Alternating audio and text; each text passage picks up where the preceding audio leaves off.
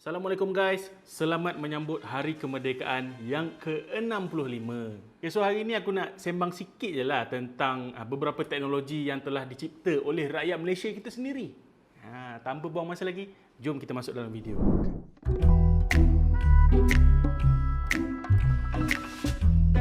Nombor 1, Polycyclone Instant Rubber Stamp. Okay guys, kau tahu tak rubber stamp? Rubber stamp ni adalah chop kan? Chop sekolah, chop office, apa semua chop lah. Kau tahu tak, masa dulu nak buat chop tu panjang gila bet. Boleh ambil masa sampai 1 minggu untuk siapkan satu stamp tu. Jadi datanglah seorang ini yang bernama Robert Yong. Dia pergi kedai rubber stamp. Dia tanya orang tu, apa hal lama sangat sampai seminggu nak kena buat rubber stamp tu? Jadi lepas orang tu tunjuk kat dia cara-cara nak buat rubber stamp ni semua sampai makan masa 1 minggu, dia pun macam okey, dia nak buat satu pembaharuan. Dia pergi ke Jepun. Dia study sikit. Rupanya ada satu material ni yang dinamakan sebagai polycyclone. Dia sebuah material yang seakan-akan macam rubber. Jadi dengan penggunaan material tu, pembikinan rubber stamp ni yang makan masa dekat seminggu ni boleh dipercepatkan sehingga 5 minit sahaja. 5 minit. Daripada seminggu jadi 5 minit je. Dan bukan itu sahaja.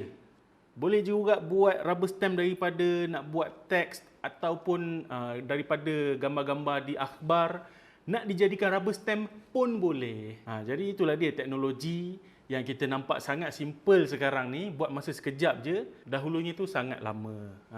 Mujurlah ada Robert Yong ni untuk memperkenalkan teknologi tu. Dan teknologi ni pun dah digunakan di seluruh dunia. Thanks to Robert Yong. Kedua, USB pen drive. Okey, kita dulu masa zaman belajar, kita punya assignment apa semua kita simpan di dalam USB pen drive sebelum wujudnya cloud storage. Dan adakah anda tahu yang mencipta USB pen drive ni pun rakyat Malaysia, iaitu Datuk Phua Kin Seng. Nak dijadikan cerita, Datuk Phua Kin Seng ni bukannya orang pertama yang menciptakan storage macam ni. Kalau korang ingat dulu kan macam ada storage yang besar gila macam satu almari tu. Saiz ni pun tak terlalu besar dan kos pembuatannya tu sangat mahal. Jadi pada tahun 2001, Datuk Phua Kin Seng ni pun dia telah menciptakan satu single chip USB memory, iaitu USB pen drive lah. Dia punya advantage ni sangat banyak sebenarnya. Seperti salah satunya adalah dia punya saiz yang kecil, dan saiz yang kecil tu pun boleh memuatkan saiz storage yang lebih besar, dan juga kos pembuatannya pun jauh lebih murah daripada storage dahulu.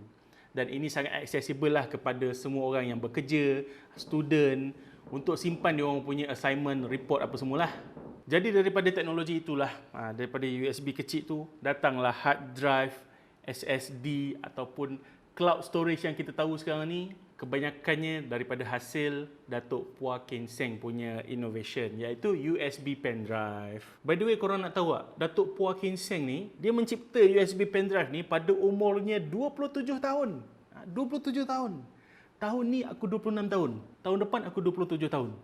Aku pun tak tahu lagi hala tuju hidup aku kat mana. Tapi dia 27 tahun dah buat pen drive. Nombor 3, biometric passport. Okey, kepada korang yang suka travel, tahukah anda dulu banyak kes pemalsuan pasport? Sebab dulu pasport ni senang dicuri. Bila dicuri, data tu boleh dipalsukan. Benda tu bahaya tau. Kita tak nak benda tu. Jadi, pada tahun 1998, satu company yang bernama Iris Technology daripada Malaysia telah pun menggunakan biometric passport. Biometric passport ni sama juga macam kita punya MyCard IC, iaitu dia memegang kita punya personal information. Dia juga pegang kita punya fingerprint dan juga dia pegang kita punya travel history. So benda-benda ni boleh diakseskan masa dekat airport nanti. Teknologi seperti inilah yang meningkatkan lagi security kita untuk pegang pasport tu dengan lebih selamat. Dan juga teknologi ini pun telah digunakan di seluruh dunia, thanks to Iris Corporation daripada Malaysia. Malaysia boleh. Yang keempat, reverse osmosis water dispenser. Kau tahu tak? Dulu masa zaman aku belajar, aku ada satu botol besar tau. Like untuk satu rumah punya, dan aku dipertanggungjawabkan untuk isi air setiap malam sebab semua orang nak minum air. Masa tu nak pasang kowei mahal kan. Kita pun nak duduk rumah sewa sekejap je zaman belajar. So relevan lah untuk kita pergi isi air dekat reverse osmosis punya water dispenser. Kau tahu?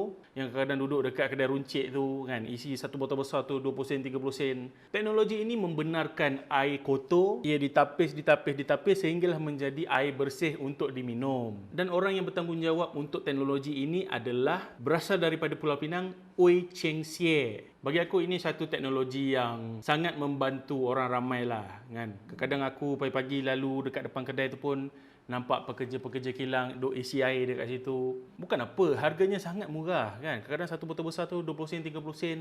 Ia membantulah orang-orang semua dapat kemudahan air tu dengan lebih mudah. Bukan apa, kadang-kadang air mineral sekarang pun mahal. Betul tak? Kan? Jadi air reverse osmosis ni lah penyelamat kita nak minum air. Dan Ooi Sing Share ni pun adalah seorang owner, dan ini sekaligus membuatkan Ooi Sing Share ni owner kepada lebih 500 unit RO water dispenser di seluruh Kuala Lumpur. Dia punya company Good Drink. Alang-alang tu aku nak pesan untuk korang sentiasa minum air. Pastikan diri tu hydrate sikit. Kadang-kadang kita ni minum air kurang, otak dia tak perform tau. Jadi kau minum air banyak sikit, baru otak kau perform. Yang kelima, Nehemiah Walls. Ini satu teknologi yang bukannya termaktub kepada gadget, phone semata-mata. Teknologi ni digunakan di highway-highway di seluruh Malaysia. Bukan seluruh Malaysia saja, di luar negara pun ada.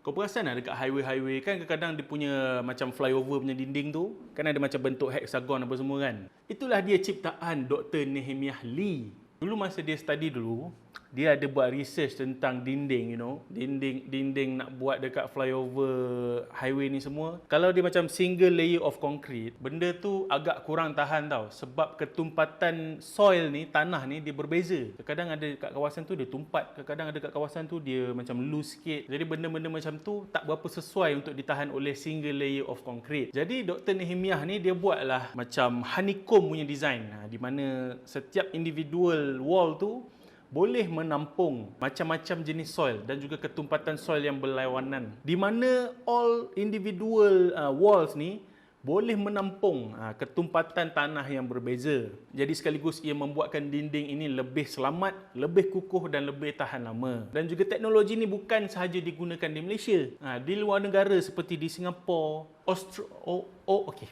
Australia, Hong Kong dan banyak lagi. Ciptaan orang Malaysia, nampak? Mempengaruhi satu dunia tau. Bangga kan? Mestilah bangga.